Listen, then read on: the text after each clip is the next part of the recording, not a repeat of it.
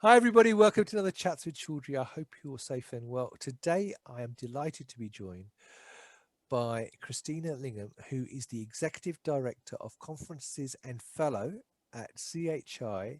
And she also looks after the PEGS portfolio, which is PEGS Boston, which is May the 11th to 13th, and PEGS Europe, which is in Barcelona this year, not Lisbon, on November the 2nd to the 4th.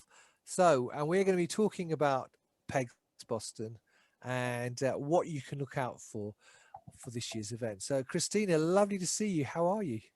Oh, it's great to talk to you, Rizwan. It's good. Zoom brings people together, even from different parts of the world. We can't be in person yet, but we're looking forward to when we can do that in 2021. Yeah, well, the last time you and I actually met in person was actually in Lisbon in 2019 when I had a whirlwind 2-day trip for PEGS Europe. So a lot's changed since then, obviously, since we saw each other way back when. And so I thought this would be quite a good opportunity just to catch up and find out how the pandemic has impacted you guys in terms of the event, how you've pivoted that keyword that all event organizers are using now from the live event to the virtual.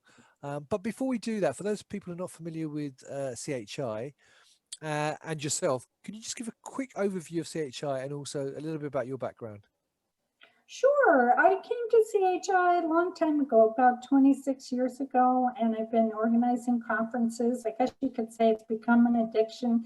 I feel like a curator of biotechnology information. I do a lot in the protein engineering field.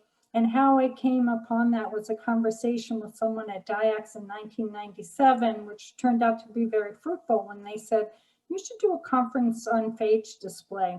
And the first year I ran that conference, I was a bit cynical. I thought we'll have all 60 people that care about phage display. And then it turned out to be a huge success, and we added to it, and that's what's become the PEGS conference. Fantastic. So it's been running since 1997. Mm-hmm. Another well-established event then. And you must have come straight out of school to work there, though, I have to say. Oh, you're very flattering. Not exactly. I actually come from industry, having worked. Well, I worked in academia at first at MIT, and then I went to work for a company. It was a subsidiary of Genentech. So I have an eclectic background, which really lends itself to conference production. But I really love the people that we work with, PhD scientists in the field, and the PEGS event is a really fabulous event. We have a loyal following.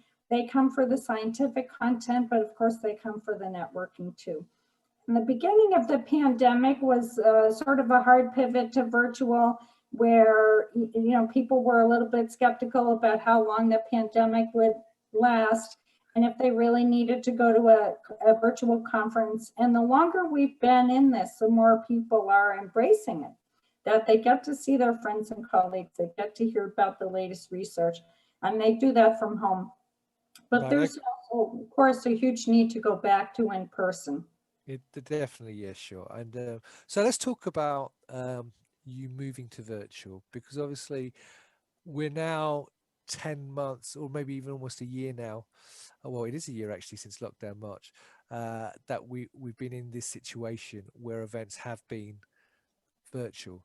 And I know that you've run a number of events now during that period. So what are the learnings that you have gained from moving from live events to virtual in the last 12 months or so? It's been a huge learning curve for us, to be honest. I'm proud of CHI. We did our first virtual conference last June, which was a PEG Summer Symposium, and we're repeating it this coming summer. It was really successful. But in a lot of ways, you have the same challenges and the same benefits that you do in person. You bring people together. You don't always get their full attention, just as you don't as an in-person conference. But you do get to do networking, and now the virtual platforms are getting better and better. And some of the networking is more organic. Like you see someone in the hallway, and who's in that hallway or who's in that conference room, and I want to go chat with them, have a conversation. So we can replicate those really dynamic conversations on the virtual platform that we do in person. again, it's not quite the same. You're not meeting face to face, but we've accepted that this is what we have. And PEGS is really strong this year. Poster session is huge. The number of attendees is over 1,000 already. We have a couple of months to go before the conference, so I'm really pleased about it. We have just an amazing roster of speakers, of keynotes, and our plenary keynote is David Baker this year, which is really a coup for us to get him on the program. And he is a leader in the field, really leading the field of de novo protein design and creating proteins from scratch. So we're really honestly very excited about that and what he has to say this year. So we're happy to get him there. We hope that we can replicate really good engagement with the audience, that they'll raise their hands and ask questions on the virtual platform. But I expect that will be the case. Right. But I think for PEGS, people know this event. They come to this event because they know it's going to bring together a huge number of people from the field. Right. So what is going to be different about this year's event in terms of platforms? Obviously, I went to last year's event and I've been to quite a lot. And, I know it's interesting you said about networking, because the biggest criticism I've had, not necessarily about your events, but across virtual events across the board. And as I say, I've been to a couple of events this week, which I have to say have been excellent in terms of platforms, in terms of networking. So I'm glad to see that things are improving. But how will people be able to engage and network then at PEGS this year compared to perhaps what they're doing with the original platform that you had before? Right. So we have a new platform that allows you, I think I was referring to it earlier, to network in a more organic way. So during some of the networking sessions, you'll be able to see groups assembled in the hallway, in the virtual hallway, and then see, okay, Rizwan is in this group, and I want to go talk to Rizwan. So you'll be able to see some of those names and, who is in a room to go chat with them.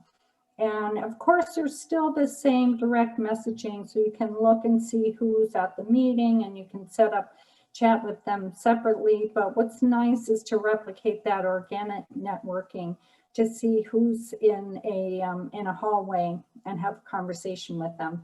So that's really fun. Right. The number of exhibits has expanded this year. The number of attendees has expanded. The posters are going crazy. So that's really important too, that people know that this is a meeting that's worth spending time at. Right. And in terms of content, are there any themes or topics which have changed for this year compared to last year? It was obviously COVID has been top of mind, vaccines have been top of mind. So in terms of themes that you're doing and the talks you're getting, what's different this year? What are some of the highlights that people should be looking out for if they come to this year's PEGS? Right. So one in particular is a new COVID themed stream, which of course it's top of mind for people in the industry creating antibody therapies and vaccines. So there's a 1.5-day program on antibody therapeutics and a 1.5-day on vaccines. And really those programs are incredible. They bring together the top names in the field. So I definitely recommend that. There's a lot of PEGS that we, is the mainstay that's been there from last year, bispecific antibodies and ADCs and phage display and antibody engineering and immunogenicity, and of course, cell therapy, the CAR T cells, TCR TILs, as well as safety and efficacy. So and characterization is a mainstay, protein expression. So a lot of those programs that have been really successful, we brought back, but we thought it was important to have a stream that was dedicated to COVID development. Fantastic. And in terms of the posters and call for papers, is that over, or are you still accepting posters and papers for this year's event? We still accept posters, and like with the exhibit hall, it's pretty cool on the virtual platform that you can hear a short presentation on the poster. You can view the poster on the virtual platform, just like you can go into a virtual exhibit booth and talk with staff and see what products that they have. So there's a lot that we've been able to accomplish on the virtual platform that tries to get as much value that you would get from an, in-person event. Fantastic. And I would say, Rizwan, the majority of attendees like to attend the meeting in person, so when it's happening live. But then there's the archive, and what's great about PEGS, in the past you had to decide, you would map out the week, here's where I'm going to spend my time. Now you don't have to miss anything. You can go back and on demand up to a year, go back and listen to those talks, and even the conversations are archived. Are they really? Okay. I must remember that for the ones I went to this year for all your other events then, because I need to go back to them. It takes time and discipline, but people have told me they love being able to do this. So that's a huge difference. And I think in the future, we're very excited at CHI about being a premier information provider and being the nexus of, providing networking camaraderie for the community. We're really excited about going back to in-person. I think that what we're planning now is to be able to capture that virtual platform. So if you can't travel, you can't be there on site, you still have the virtual platform. You can either participate live remotely, or you can go back to those archives. And that's something we didn't have in the past. So I think in a lot of ways, the pandemic has been a huge challenge, but there's been an upside to it. Sure. And so you're going to have more hybrid events then, rather than just pure live events that going forward. Right. Mm-hmm. And that's what we're working on now. And that's what we're planning for the PEGS Up meeting. We're excited about bringing people together in person, but again, there'll be a virtual component with an interface so that if you're participating remotely, you'll be able to get access to the talk, you'll be able to listen to the panel discussions, you'll be able to go to breakouts. Great. Yeah, because I know, speaking to a lot of people, and I don't disagree one bit that people do miss live events. They want to see people in person, but there is that balance, isn't there, where a lot of people have realized that their carbon footprint has come down tremendously by not having to travel to a lot of events now. I know my carbon footprint's gone from some ridiculous amounts. I was traveling every week on a plane either to Europe or North America to zero in a year. And I know people individually, but also companies corporately, will be looking at that going forward to say, well, and I'm sure PEGS is one of those that everyone wants to go to because it is such a mainstay and a key event for a lot of people. But in general, if you look at events across the board, there are so many of them these days, particularly virtually. But when they were live, there were so many, because in 1 week you could have easily gone to 4 or 5 each week. People are, I think, going to be more discerning, if you like, if that's for want of a better word, in terms of which events they're going to actually sign up for to attend live, compared to which they will say, actually, I'll do this virtually now and I won't get on that plane and travel across the You're pond. completely right. There's been some travel shaming, I guess, in Sweden. I think the point is to really make it count. So that's why the size of the meeting is important, the breadth of coverage, the depth of coverage. We feel by having things organized in tracks, we can have a concentrated amount of information around a given topic, like by specifics or phage display or, CAR Ts, that you're really hearing what's the newest and most important thing in the industry. And, at the same time, as you said, I don't see companies or individuals going back to allowing a huge amount of travel again. You can accomplish a lot remotely. So it's finding a balance and saying, where is it really important for me to be there in person as opposed to doing it remotely? And I agree. And I think that there have been benefits to, all of us being home more and, not being quite as worn out with being on the road as much. Yeah, so sure. That was a huge change. Brilliant. Well, any final words for anyone watching this about PEGS, to give you a last minute plug in terms of why people should be turning up and registering for both Boston and Europe? I was going to go back to your previous comment. One thing I want to say about PEGS is that we have a huge local audience, which really helps in the current climate. So when we go back to in person in May of 2022, which really isn't that long from now, there's about over 1,000 people that come to the conference locally. So that's a really nice thing, going back to carbon footprint.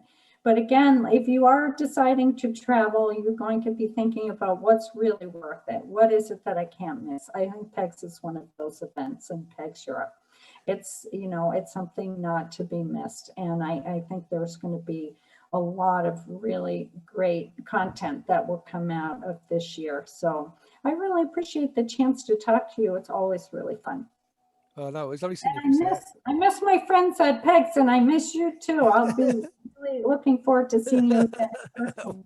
Well, hopefully, yes. I mean, you know, I have to say, this week I have attended 3 virtual events. One is still running, or 2 are still running today and tomorrow.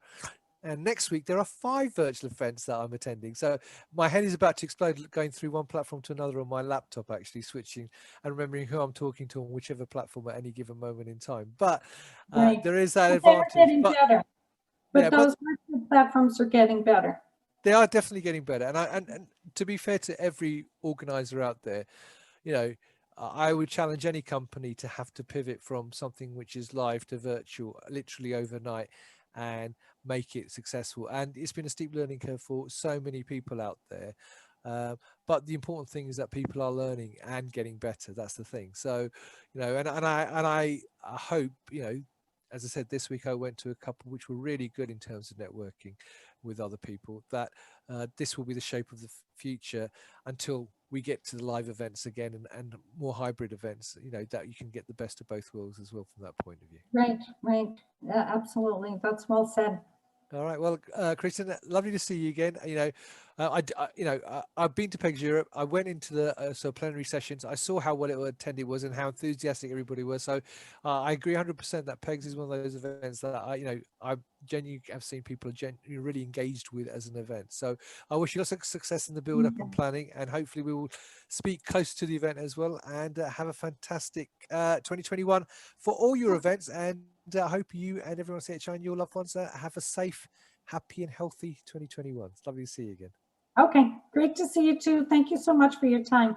Thank you. And if you'd like to know more about PEGS and PEGS Europe, the links will be above the video, so you can click on them to find out more about that and see what Christina was saying about the program and the speakers and so on. And obviously register if you're interested to do so. So thanks very much. Speak to you soon.